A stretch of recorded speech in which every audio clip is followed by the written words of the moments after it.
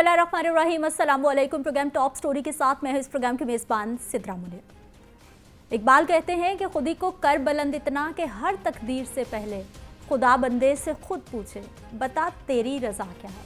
नाज़रीन, आज 9 नवंबर है और ये दिन सिर्फ पाकिस्तान नहीं बल्कि बरसग़ीर की तारीख़ में भी इंतहाई अहमियत का हामिल है। वो इसलिए कि आज के दिन वो अजीम इंसान पैदा हुए जिन्होंने तारीख़ का धारा बदल कर रख दिया, जिनके ख़याल ने दुनिया की सोच का महवर तब्दील करके रख दिया। 145 बरस पहले आज ही के दिन वो इंसान पैदा हुए जिन्होंने मुसलमानाने बरसग़ीर के लिए एक आज़ाद वतन का ख्वाब देखा। इंसानी रूह बेदार करने वाले मुफ़क्किर पाकिस्तान, शायर मशरिक़ डॉक्टर मोहम्मद अल्लामा इकबाल का यौम पैदाइश मुल्क भर में अक़ीदत व एहतराम के साथ मनाया जा रहा है। अल्लामा मोहम्मद इकबाल 9 नवंबर 1877 को सियालकोट में पैदा हुए तो उस वक्त 500 साल बरसग़ीर पर राज करने वाले मुसलमान ग़ुलामी की ज़िंदगी गुजार रहे थे। माज़ी के हाकिम अब महकूम बन चुके थे। शानदार माज़ी रखने वाले मुसलमान अब अंग्रेज़ के जुल्म का शिकार हो गए थे। मुसलमानों की ये हालत देखकर अल्लामा की रूह तड़प उठी। उन्होंने बरसग़ीर के मुसलमानों के लिए आज़ाद रियासत के ख़याल को जन्म दिया। उनके अल्फाज में वो ताकत थी कि उन्होंने उम्मत मुस्लिमा को एक होने, आज़ादी की जिद्दोजहद करने और अपने हक़ के लिए कदम बढ़ाने की तलकीन की। अल्लामा ने बरसग़ीर के मुसलमानों को ग़ुलामी की ज़ंजीरों से निजात दिलाने के लिए जुदागाना कौमियत का एहसास दिलाया और अपनी शायरी के ज़रिए से मुसलमानों को बेदार किया। उनके अफ़कार और सोच ने उम्मीद का वो चिराग रोशन किया जिसने ना सिर्फ मंजिल बल्कि रास्ते की भी निशानदही कर दी। उन्होंने नौजवानों में खुदी के जज्बे की वो तड़प पैदा की जो पाकिस्तान के वजूद की बुनियाद बनी। उन्हें नौजवानों से बहुत उम्मीदें वाबस्ता थी।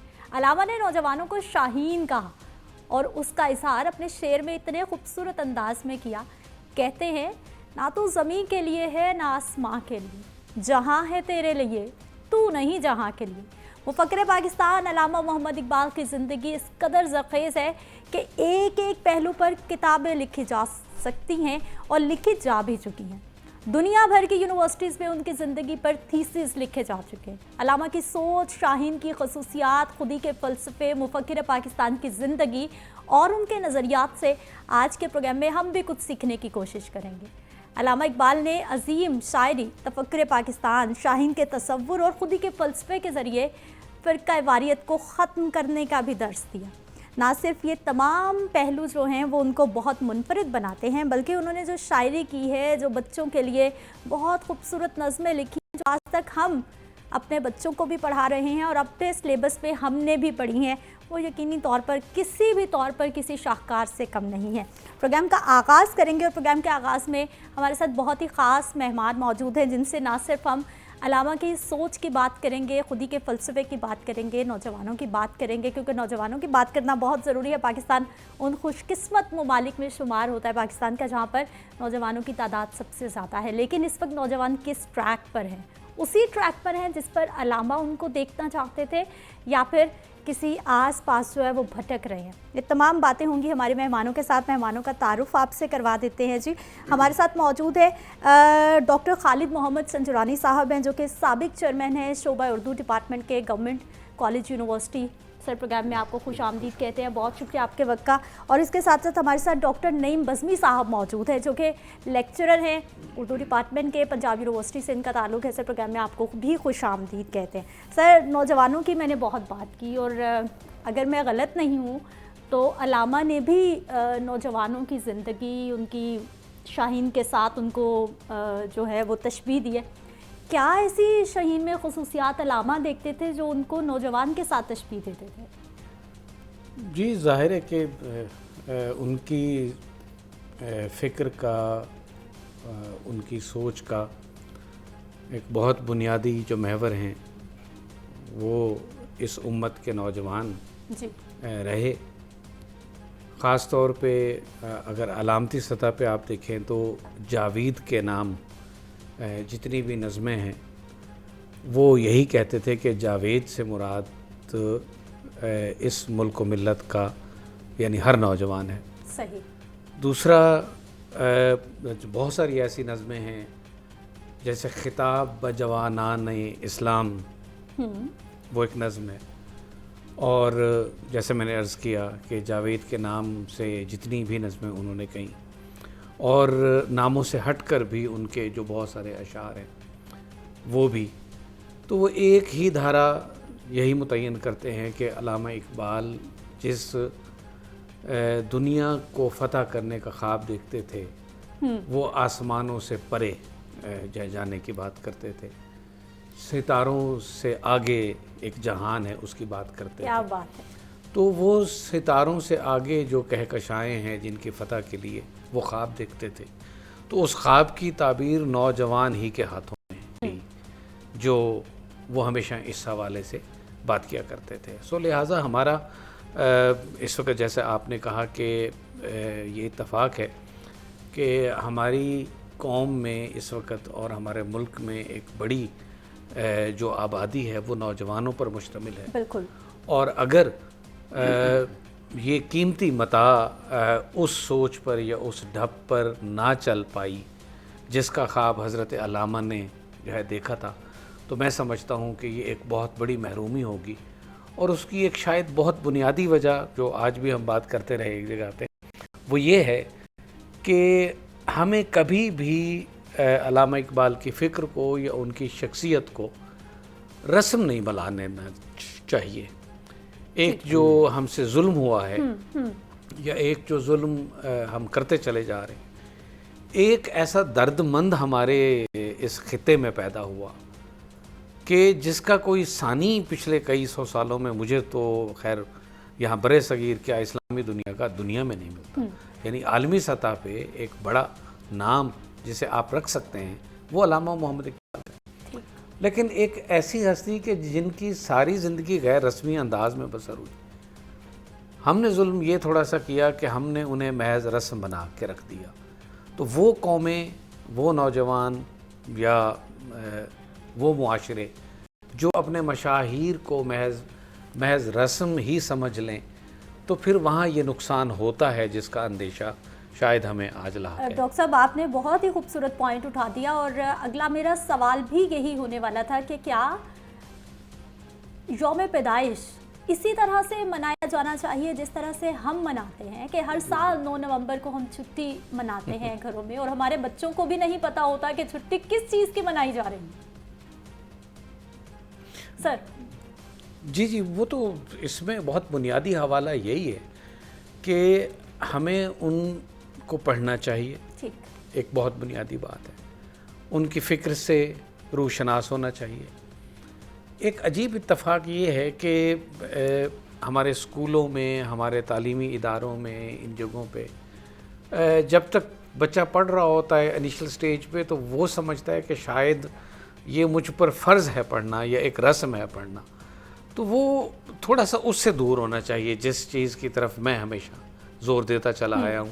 مثال کے طور پہ آپ دیکھیے کہ یعنی خود حضرت علامہ نے جتنی تعلیم حاصل کی اس زمانے میں تو کوئی سوچ بھی نہیں سکتا تھا کہ وہ پی ایچ ڈی بھی انہوں نے حاصل کی، بیرسٹری بھی حاصل کی، لیکن انہوں نے ماہر قانون، سیاستدان، شاعر، کون سی ایسی خصوصیت ہے جو ہم علامہ کی زندگی میں ان کے کردار میں نہیں دیکھتے؟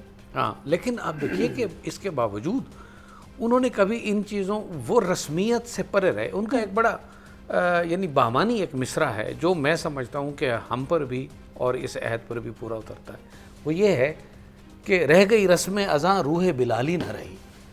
تو وہ اس چیز کی بڑی ضرورت ہے آج ہم سب کو کہ محض رسم ازاں نہ ہو، روح بلالی جو ہے وہ کہیں کھو رہی ہے یا کہیں مس ہو رہی ہے۔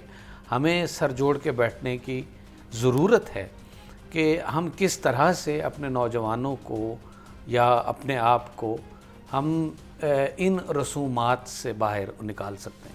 ڈاکٹر صاحب یہی پوائنٹ آپ کے سامنے ہے کہ اقبال کا نوجوان اور پھر آج کا نوجوان اور اقبال ڈے کیسے منانا چاہیے، آپ کیا سمجھتے ہیں؟ دیکھیے جی، مجھے اپنا بچپن یاد آتا ہے، اسکول کا زمانہ۔ صحیح۔ ہمارے ایک استاد روزانہ بلیک بورڈ پر ایک علامہ کا شعر لکھ دیا کرتے تھے، اور بڑے خوش خط تھے وہ، खताती भी अपनी जगह, लेकिन रोज़ाना एक नया शेर लिखते थे और हम पढ़ते थे, शायद समझते नहीं थे कि क्या इसमें मैसेज है, क्या पैगाम है, लेकिन इतना ज़रूर अंदाज़ा होता था कि ये अल्लामा इकबाल का शेर जो है ये बेमकसद नहीं है, ये हमारे लिए है। सही। तो हम उस सतह से आगे बढ़ते हुए कॉलेज में पहुंचते हैं, अल्लामा इकबाल की मादरे इल्मी में पढ़ने का शरफ़ हासिल होता है। तो ज़ाहिर है कि इकबाल की मादरे इल्मी में जब हम जो हैं एक तालिब इल्म के तौर पर जाते हैं तो यकीनन इकबाल से हमारी मोहब्बत जो है बढ़ जाती है। और वहाँ जब हम मुख्तलिफ़ सोसाइटीज़ में हिस्सा लेते हैं, वहाँ बस्म इकबाल में मुख्तलिफ़ जो नशिस्तें होती हैं, तो पता चलता है कि हाँ, इस तरीके से तलबा तक, नई नस्ल तक इकबाल का पैगाम पहुँचाया जा सकता है। आज एक उस्ताद की हैसियत से मैं देखता हूँ तो पता चलता है कि आज हमारी ज़िम्मेदारी है कि हम इकबाल का पैगाम नौजवानों तक पहुँचाएँ, और यकीनन क्लासरूम में हम ये पैगाम पहुँचा रहे हैं। निसाब में अल्लामा इकबाल का कलाम बहुत कम है, मैं समझता हूँ कि ज़्यादा होना चाहिए। ठीक। और फिर हम ये भी देखते हैं कि महज इंटरमीडिएट तक अल्लामा इकबाल से जो है हमारी आशनाई है, और इसके बाद हम बिलअमूम मुख्तलिफ़ डिसिप्लिन्स में अल्लामा इकबाल के कलाम या उनके पैगाम को देख नहीं पाते। तो इस तरफ भी हमें तवज्जो देने की ज़रूरत है। और इसके अलावा ये जो आपने बात की है कि इकबाल डे कैसे मनाना चाहिए, छुट्टी होनी चाहिए या नहीं होनी चाहिए, मैं ये कहता हूँ कि छुट्टी हो या ना हो, लेकिन जब आप तालीमी इदारे में हैं तो आप इकबाल के हवाले से नस्ल नौ को बताएं इकबाल का पैगाम क्या है। सिर्फ़ इकबाल के नाम से आशना मत करवाइए, वो पैगाम पहुंचाना चाहिए। और वो पैगाम कैसे पहुंचेगा? पहले आपको उर्दू ज़बान के हवाले से बुनियादी इक़दामात करने होंगे। आपको उर्दू ज़बान का वो ज़ौक़, वो शौक़ जो है नौजवानों में पैदा करना होगा, तभी वो इकबाल के कलाम की तफ़हीम कर सकेंगे। आज मैं देखता हूँ कि हमारे नौजवान हमसे बरमला ये कहते हैं कि जी हम इकबाल के अशार नहीं समझ सकते, ये मुश्किल अशार हैं। भाई मुश्किल नहीं है, माहौल हमने बदल दिया है। एक दौर था इकबाल का, वो दौर कि जब फ़ारसी भी पढ़ाई जा रही थी, अरबी पढ़ाई जा रही थी, अंग्रेज़ी अपनी जगह थी, और उर्दू ज़बान उस दौरे ग़ुलामी में ग़ुलाम नहीं थी, वो आज़ाद थी। और उसको सीखने के लिए जौक दर जौक जो हैं लोग मदरसों, स्कूलों और कॉलेजों का रुख कर रहे थे। लेकिन आज हम देखते हैं कि उर्दू ज़बान जो हमारी कौमी ज़बान है, और हम एक आज़ाद मुल्क में इस कौमी ज़बान का अलम बुलंद किए हुए हैं, ये ज़बान जो है उस दौरे ग़ुलामी से ज़्यादा ग़ुलाम नज़र आ रही है। डॉक्टर साहब बहुत ही खूबसूरत पॉइंट इन्होंने उठा दिया है कि हम तो अंग्रेज़ी के पीछे पड़े हुए हैं कि जो अंग्रेज़ी नहीं बोलेगा वो तो हमारे यहाँ किसी तौर पे भी ना मुहज़्ज़ब है, ना पढ़ा लिखा है, ना वो किसी खाते में आता है। वही बच्चे बनते जा रहे हैं। इसमें देखिए, एक तो जो आपने कहा कि यौम इकबाल कैसे मनाएं या इकबाल की फ़िक्र को हम इस वक्त नौजवानों में कैसे आम करें, उसमें एक तो मेरी जो राय रही है हमेशा वो ये रही है, और मैं अपने तालिब इल्मों को भी और दोस्तों में भी हम ये बात जन अक्सर करते हैं कि अल्लामा इकबाल की शख्सियत बड़ी दिलचस्प शख्सियत है। उनकी ज़िंदगी की बड़ी जीती जागती तस्वीरें मौजूद हैं। सही। उनके जो मुआसरीन हैं, जो कि उम्र भर के उनके मिलने वालों में से थे, वहाँ बैठा करते थे उन महफ़िलों में, उन्होंने उन महफ़िलों की रूदात या उन महफ़िलों की जो याद है वो अपनी किताबों में लिखी हुई है। सही।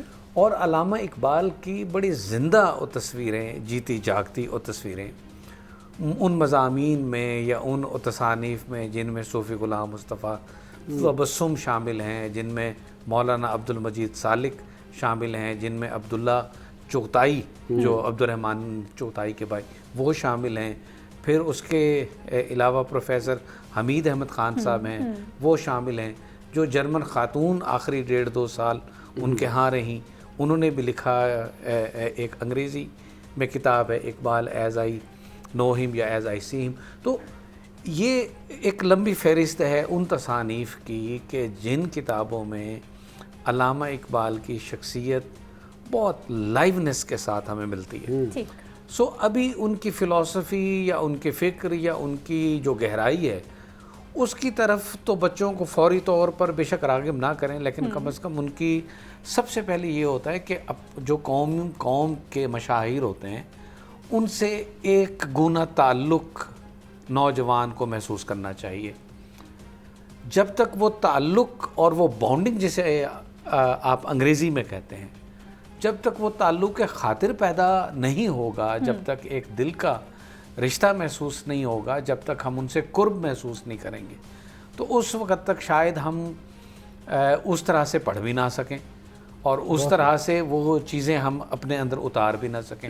لہٰذا سب سے بنیادی چیز جو اس وقت مجھے محسوس ہوتی ہے وہ یہ ہے کہ حضرت علامہ کی شخصیت میں ایسے خوبصورت پہلو موجود ہیں، ایسے خوبصورت پہلو، جیسے کہ آج خورشید رضوی صاحب نے بھی ایک جگہ کہا کہ جیسے کوئی ہشت پہلوی ہیرا ہوتا ہے، بہت کہ آپ اسے جس زاویے سے دیکھیں اس کی جگمگاہٹ کا کم نہیں ہوتی، ہر زاویے سے وہ اتنا خوبصورت ہے. تو اقبال کی چاہے فکر ہے، چاہے ان کی شخصیت ہے، بحیثیت ایک والد کے بھی دیکھ لیں، بحیثیت ایک دوست کے بھی دیکھ لیں، کہ ایون ان کے جو دوست ہیں اور ایون بورڈنگ ہاؤس جو ہے گورنمنٹ کالج کا، جب وہ وہاں رہا کرتے تھے تو اس دور کی یادیں غلام بھیک نیرنگ نے لکھ دی ہیں کہ وہ جو ہے میرے فرش بنے رہتے تھے وہاں اپنے روم میں، اور چاروں طرف ایک جمگٹا سا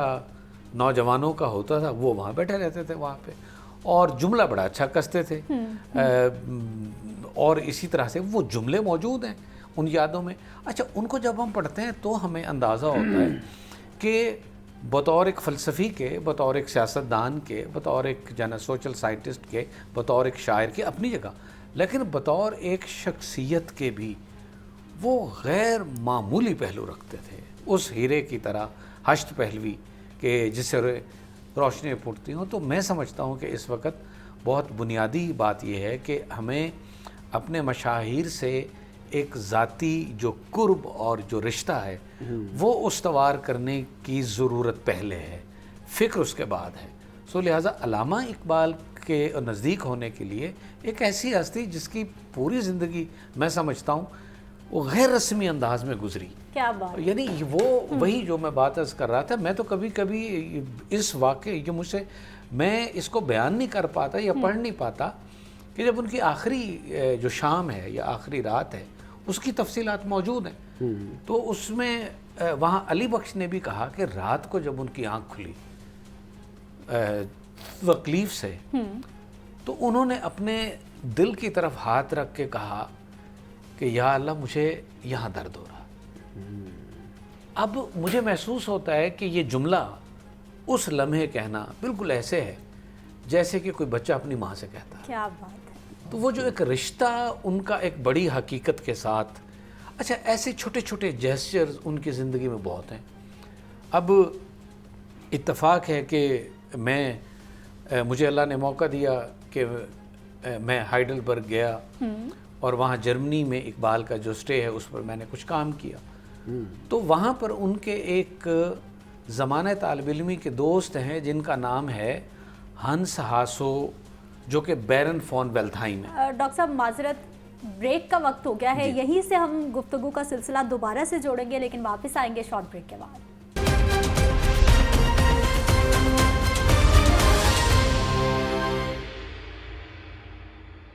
بریک کے بعد ایک بار پھر سے آپ کو خوش آمدید کہتے ہیں. ناظرین، ڈاکٹر صاحب بات کر رہے تھے جرمنی میں علامہ کے ایک کلاس فیلو تھے. سر سٹوری بتا رہے تھے آپ. ہاں جی، بس وہ ایک چھوٹا سا واقعہ ہے. تو وہ 1938 میں 20 اپریل کی شام یہاں اقبال سے ملنے کے لیے آئے، جو کہ ان کی آخری شام ہے. تو وہ کہتے ہیں کہ میں یہاں لاہور میں کچھ لوگوں کو یہ کہہ کر گیا کہ میں ایک ایسے شخص ایک ایسے دوست سے ملنے جا رہا ہوں جو موت کی چوکھٹ پہ کھڑا ہوا ہے اور جس کی ساری زندگی موت کے موضوع پر لکھتے ہوئے گزری ہے اور موت کے موضوع پر سوچتے ہوئے گزری ہے. میں دیکھنا چاہتا ہوں کہ اس لمحے وہ کیا محسوس کر رہے ہیں. انہوں نے پھر اپنی ڈائری میں لکھا، کہنے لگا کہ میں جب گیا انہوں نے میرا لیٹے استقبال کیا تو مجھے محسوس ہوا کہ وہ علیل ہیں تو مجھے زیادہ دیر نہیں بیٹھنا چاہیے. کہنے لگے میں نے ان سے اجازت چاہی تو انہوں نے میرا ہاتھ پکڑا اور مجھے بٹھا کے اور بہت آہستہ آواز میں کہا کہ your breath is like a balm for me. وہ جو اس زمانے میں بام لگائی جاتی تھی نا یہاں سے، جس سے سانس کھلتا ہے انسان میں آسانی ہوتی ہے. تو یہ دیکھیے یہ ان کی شخصیت کی عظمت ہے کہ وہ کتنی سخت علالت میں بھی اپنے گھر آنے والوں کو یہ احساس تک نہیں ہونے دے رہے. اور ان کی پوری زندگی جس طرح سے جن چیزوں کے ساتھ گزاری انہوں نے، اس میں کہیں کوئی مایوسی یا نا امیدی ان کی فکر پر یا کسی ایک مصرے میں کہیں نہیں ملے گی. یا تو جب ان کی زندگی کے بارے میں ہم جاننا شروع کریں گے یا پڑھنا شروع کریں گے تب ہمیں اندازہ ہوگا. پازیٹیوٹی، ہاں تب ہمیں اندازہ ہوگا. ناظرین، گفتگو کا سلسلہ ہم آگے بڑھائیں گے، بزمی صاحب کی طرف بھی آئیں گے. اور کیونکہ علامہ ایک سیاستدان بھی رہے اور انہوں نے تفرقہ واریت کو بہت زیادہ کنڈیم کیا، سائٹ پہ رکھا، اتحاد پہ بہت زیادہ زور دیا کہ مل کے بیٹھنا ہے، ٹیبل ٹاک کے ذریعے معاملات کو حل کرنا ہے، تقسیم نہیں ہونی چاہیے کسی بھی طور پر جماعتوں میں. بہت ساری جماعتوں کے وہ حق میں بھی تھے لیکن اس کے باوجود کہتے تھے کہ پوائنٹ آف ویو اپنا لیکن تقسیم نہیں ہونی چاہیے، اتحاد ہونا بہت ضروری ہے. اس پوائنٹ پہ بھی ہم نے بات کرنی ہے لیکن اس سے پہلے علامہ کی زندگی پہ ایک خصوصی رپورٹ تیار کی گئی ہے. ان کی زندگی کیسی رہی وہ دیکھیے پہلے.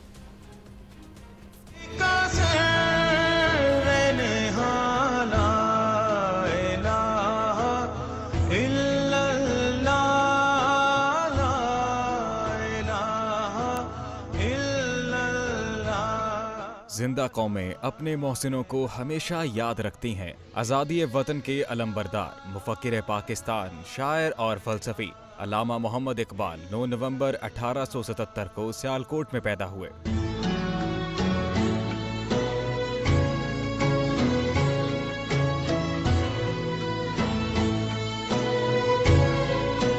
فلسفیانہ مفکرانہ سوچ اور دور اندیشی جیسی خصوصیات نے اقبال کی شاعری کو عارفانہ مقام بخشا. زبور عجم، ارمغان حجاز، شقوہ، جواب شکوہ اور بال جبریل جیسے شاہکار مجموعہ کلام نے ادب کو ایک نیا دوام بخشا. نہیں ہے نا امید اقبال اپنی کشتے ویراں سے، ذرا نم ہو تو یہ مٹی بہت زرخیز ہے ساقی.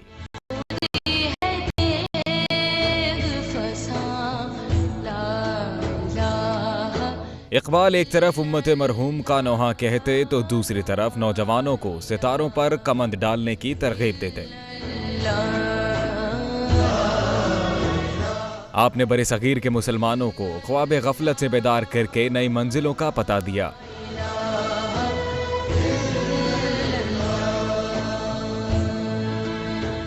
نہیں تیرا نشیمن قصر سلطانی کے گنبد پر، تو شاہین ہے بسیرا کر پہاڑوں کی چٹانوں میں. آپ اسلامی دنیا میں روحانی جمہوریت کا نظام رائج کرنے کے داعی تھے. تاریخ ساز خطبہ الہ آباد میں آپ نے تصور پاکستان پیش کیا.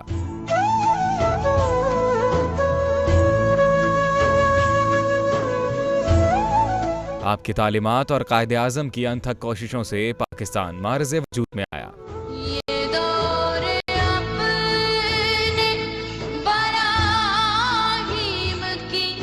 21 اپریل 1938 کو آپ اس دار فانی سے کوچ کر گئے اور بادشاہی مسجد کے پہلو میں آسودہ خاک ہوئے.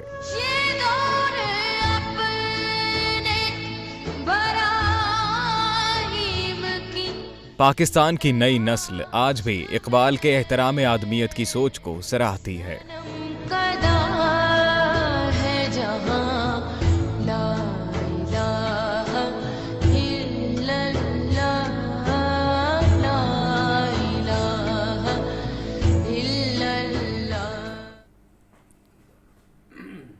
नाज़रीन, रिपोर्ट आपने देखी है और आज इस आज़ाद मुमलिकत में जहां हम सांस ले रहे हैं, खुल के ज़िंदगी गुजार रहे हैं, चूँकि अलामा ने अपनी आंखों से इस पाकिस्तान को नहीं देखा क्योंकि वो पाकिस्तान बनने से पहले ही अपने खालिक हकीकी से जा मिले थे, लेकिन ये आज जिस पाकिस्तान में हम मौजूद हैं ये उन्हीं की सोच से आगाज़ हुआ सारा सिलसिला और आज जो है हमें ये खूबसूरत मुल्क मिला है। डॉक्टर साहब, सियासतदान भी रहे हुए और सियासत पे उन्होंने तकसीम की कभी बात नहीं की, जमातों को बहुत प्रमोट किया। इवन के जो हमारे तालीमी इदारों में बहुत सारी सियासी जमातें होती हैं, स्टूडेंट्स को बहुत अर्ज करते रहे, लेकिन कभी भी फ़िरका वारियत, कभी तकसीम पे बात नहीं, बल्कि इत्तेहाद पर बात हुई हमेशा। आज की सियासत कैसी देखते हैं? देखिए जी, इकबाल मुफक्र पाकिस्तान हैं जी, और उनके पैगाम को अगर हम एक कह लीजिए कि चंद अल्फाज में हम पेश करने की कोशिश करें तो मैं ये कहूँगा कि इकबाल वहदत अफ़कार के कायल हैं। सही। वो ये चाहते हैं कि मुसलमान एक वहदत की तरफ आएँ, फ़िक्री वहदत। देखिए, फ़िक्र ही से अमल की राह निकलती है।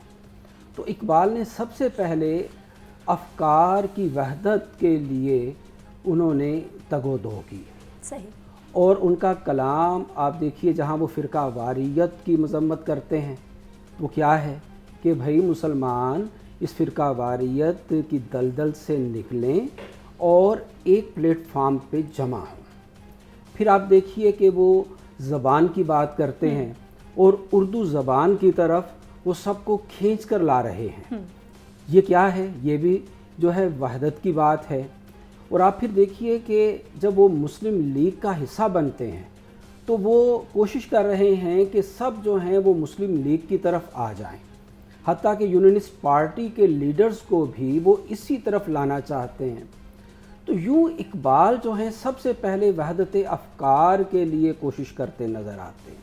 और ये कोशिश जो है उन्होंने आप कह लीजिए कि अज़ खुद नहीं की है, उन्हें ये मीरास में मिली है। सर सैयद अहमद ख़ान, आप उन्हें फरामोश नहीं कर सकते जिद्दोजहद आज़ादी में।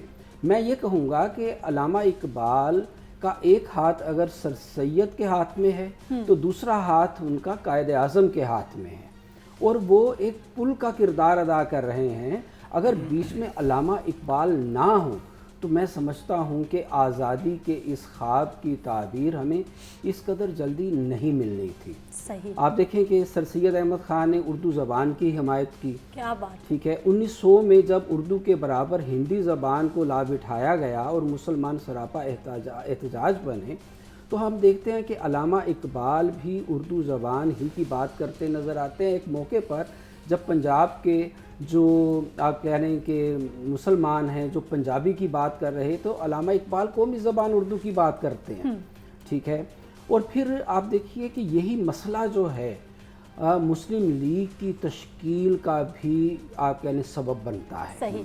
उर्दू ज़बान के बारे में मौलवी अब्दुल हक ने अगर ये कहा कि जी ये तश्कील पाकिस्तान के पीछे उर्दू ज़बान का किरदार है, तो वो इसी वजह से कहा है कि मुस्लिम लीग की तश्कील इसी वजह से हुई कि भी हम तो अपनी ज़बान से भी हाथ धो रहे हैं और हमारी ज़बान को भी ख़त्म किया जा रहा है। फिर वो बंगाल का मसला था। फिर आप देखिए मुस्लिम लीग जब बन जाती है तो फिर जो है चंद साल के बाद, 3-4 साल के बाद मिंटो मार्ले इस्लाहात सामने आती हैं और उसमें सबसे बड़ी कामयाबी मुसलमानों ने हासिल की है वो जुदागाना इंतखाब का हक है। अल्लामा इकबाल जो है ना, थ्रू आउट हिज लाइफ वो हमेशा जुदागाना तर्ज इंतखाब की बात करते हैं। सही।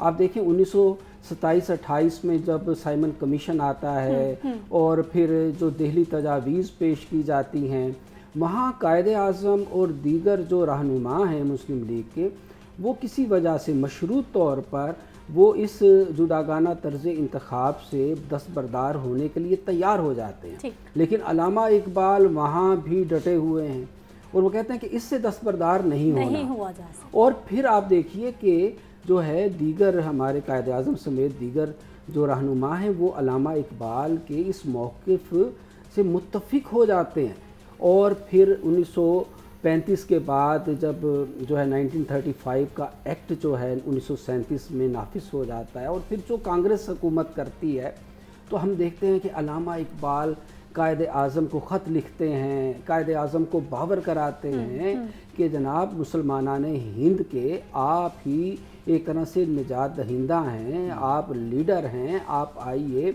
और अगर मुझे कहने की इजाज़त दीजिए कि फ़िक्री तौर पर उनकी रहनुमाई करते हैं। सही। और बिल आखिर कायदे आज़म भी इस बात के कायल हो जाते हैं कि हमें एक अलग मुल्क की ही बात करनी चाहिए। बज़मी साहब, सर आज के सियासतदानों को क्या कहें, टिप्स दे दीजिए कोई, क्योंकि प्रोग्राम का वक्त कम है। मैं तो मेरा ख्याल है कि कई घंटे हम इस मौजू पे, इस टॉपिक पे बात कर सकते हैं, लेकिन हमारे पास वही प्रोग्राम का महदूद वक्त है जिसपे हमने सारी गुफ्तगू को समेटना है। सर सियासतदानों को टिप्स दीजिए कि अल्लामा को पढ़ें, क्या करें, लोगों का सोचें। आप देखिए कि कायदे आज़म 1926 में पंजाब लेजिस्लेटिव काउंसिल के मेंबर बनते हैं। ठीक है, अमली तौर पर वो तकरीबन 12 साल अमली सियासत में रहे और अमली सियासत में रहते हुए और जो उन्होंने असम्बली के प्लेटफार्म से तकरीरें की हैं, वो देखिए वो सब मफादे आमा के लिए हैं। ठीक है, मुसलमानों की बात कर रहे हैं, उर्दू ज़बान की बात कर रहे हैं, वो अपनी ज़ात की बात नहीं कर रहे हैं। ठीक है, वो मुसलमानान हिंद की बात कर रहे हैं और वो चाहते हैं कि यहाँ के लोग जो हैं वो आज़ादी हासिल करें, यहाँ पर उनको उनके हुकूक मिलने चाहिए। तो सियासतदानों को जो है मुल्क व कौम का खादिम बनना चाहिए। अल्लामा इकबाल की शख्सियत की बात हो रही थी कि इतनी सादा शख्सियत, तो भाई वो सादा शख्सियत इसलिए कि वो शख्स जो है वो मादा परस्त नहीं है, वो दौलत का पुजारी नहीं है, वो करप्शन की तरफ मायल नहीं है, वो तो अपना सब कुछ जो है वो कौम को देने के लिए तैयार बैठा है।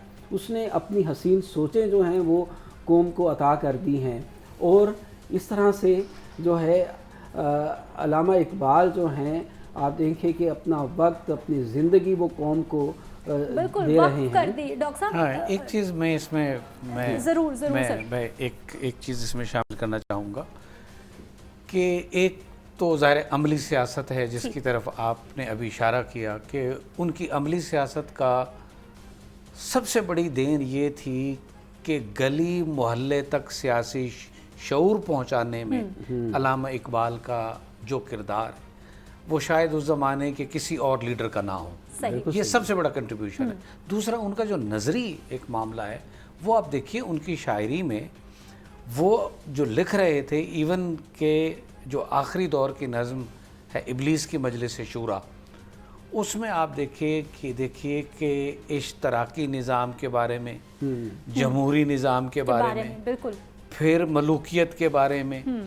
और ये वो ज़माना है जब ये सारे के सारे सियासी और फ़लसफ़ियाना नज़रियात अपने उरूज पर थे। सही बात है। उस उरूज के दौर में इकबाल ने उनके बारे में जो कमेंट किया वो वक्त ने 50 साल बाद या 60 साल बाद या 80 साल बाद वो साबित किया कि एक खुदादाद सलाहियत अल्लामा इकबाल को वदियत की गई थी कि उन्होंने सियासत, अदब और फ़लसफ़ा, इवन उनके जो मुआसिर थे सिगमंड फ्राइड, वो वियना में बैठे हुए लिख रहे थे और ये यहाँ लाहौर में बैठे हुए उनसे वाकिफ़ थे कि वो क्या कह रहे हैं। उन्होंने जो 1.5 सफ़े में नफ्सियात के ऊपर कमेंट किया है, बाद में वो चीज़ें वैसे तो सियासत है, फ़िलॉसफ़ी है, नफ्सियात है। ये एक अल्लाह की तरफ से उन्हें वदियत हुई थी चीज़ कि वो जो साहिब राय जिसे हम कहते हैं वो साहिब राय थे, जो उन्होंने राय कायम की, जिस राय का इज़हार एक गैर मामूली तख्लीकी उपज के साथ किया उन्होंने, वो हमारे लिए एक बहुत बड़ी अलामत है कि बिलाखिर उनकी सोच जो उन्होंने पेश की थी वही बाद में साहब आपकी तायीद करता हूँ। आलमी सियासत के हवाले से भी इकबाल आप देखिए कि राय दे रहे हैं और उस दौर में अल्लामा इकबाल ने मसले फ़लस्तीन के हवाले से जो लिखा है, जो कहा है, आप देखिए आज भी वही कुछ हो रहा है, वो शेयर किया जा रहा है और जो उस वक्त उन्होंने हल पेश किया वही आज भी हल जो है पेश किया जा रहा है। तो अल्लामा इकबाल वाकई साहिबुर राय हैं और हर मसले पर गहरी नज़र रखते हैं और एक ऐसी राय देते हैं कि जिसमें واقعی جو ہے ایک جامعیت نظر آتی ہے. بالکل، اور انسانیت کی بھلائی نظر آتی ہے. دیکھیے ڈاکٹر صاحب، عالمی سطح پہ عالمی قد کاٹ کی کوئی شخصیت ہمارے ہاں سے کوئی ریسنٹ ایئرز میں پیدا ہوئی ہے تو وہ حضرت علامہ اقبال کی شخصیت. بالکل صحیح ہے. کوئی شک نہیں. ڈاکٹر صاحب، شاہین میں کیا ایسی خصوصیات ہیں جو علامہ اپنے نوجوان میں دیکھتے ہیں؟ کیا کرے آج کا نوجوان؟ میں نے گفتگو میں شروع میں یہی کہا کہ ان رسموں سے اقبال کو نکالیں، ٹھیک. اور یہ شاہین اور یہ موضوعات اب بہت پرانے ہو چکے ہیں. تو میں تو یہی درخواست کروں گا ٹھیک. کہ سر، ینگسٹر اب ان چیزوں سے آپ نکلیں اور نکالیں بھی صحیح. ٹھیک ہے سر، نوجوانوں کے لیے کوئی میسج آج کے دن کو لے کر آپ کیا کہنا چاہیں گے؟ جی، نوجوانوں کے لیے ان کی وہی نظم ہے کہ خدا اگر دل فطرت شناس دے تجھ کو، سکوت لالہ و گل سے کلام پیدا کر. میرا طریق امیری نہیں فقیری ہے، کیا بات ہے. خودی نہ بیچ غریبی میں نام پیدا کر، اور اٹھانا شیشہ گرانے فرنگ کے ایسا، سفال ہند سے مینا و جام پیدا کر. وہ شعر میں آخر میں پڑھوں گا جو کہ پہلے ہے کہ دیار عشق میں اپنا مقام پیدا کر. تو آج کے نوجوان کو یہی پیغام ہے کہ وہ دیار عشق میں اپنا مقام پیدا کریں. سر، چند سیکنڈز بچے ہیں پروگرام میں، آپ کا بھی میسج ضرور لینا چاہوں گی. ایک شعر جو ہے کہ زندگانی ہے صدف قطرہ نیساں ہے خودی، وہ صدف کیا کہ جو قطرے کو گوہر کر نہ سکے، ہو اگر خود نگرو خود گرو خود گیر خودی، یہ بھی ممکن ہے کہ تو موت سے بھی مر نہ سکے. کیا بات ہے، کیا بات ہے، کیا بات ہے. بہت شکریہ اس پروگرام میں شامل ہونے کے لیے. بزمی آپ کا صاحب، شکریہ، آپ کا بہت بھی شکریہ. بہت عمدہ ذوق رہا، آپ کا آغاز بھی بہت اچھا تھا. بہت شکریہ اس پروگرام میں شامل ہونے کے لیے. ناظرین، وقت کی قلت، پروگرام کا وقت مختص ہوتا ہے. اجازت دیجیے، اگلے پروگرام میں ملاقات ہوگی. اللہ نگہبان.